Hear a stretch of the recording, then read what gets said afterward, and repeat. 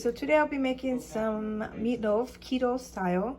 I will be using some mushrooms. I'll be using this organic hamburger, and I'll be using an egg, and we're going to use spices like garlic powder, salt, pepper, you know, whatever you want to put in there. But I'm just going to use this as the breadcrumbs instead of the breadcrumbs. Alrighty, so let's get started. So I just put some mushrooms in here with some scallops, whatever I had in there. I don't have onions, so I put the scallops and 2 cloves of garlic, and I'm just gonna put that in there.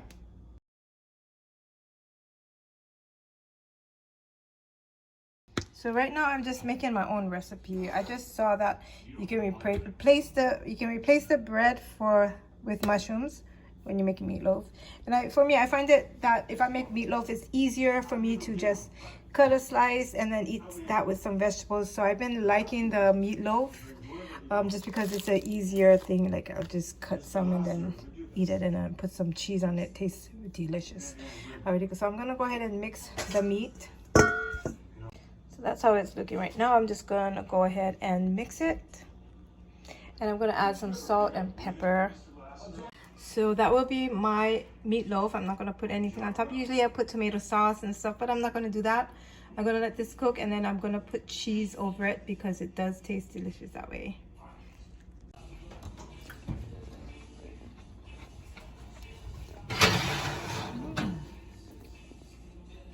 Also, I made my thing with cheese on top. I love it like that. I'm cooking some spinach with butter and some cauliflower, and that's what I will eat tonight.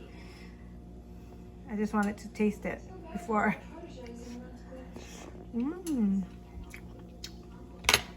Yummy, it tastes really good.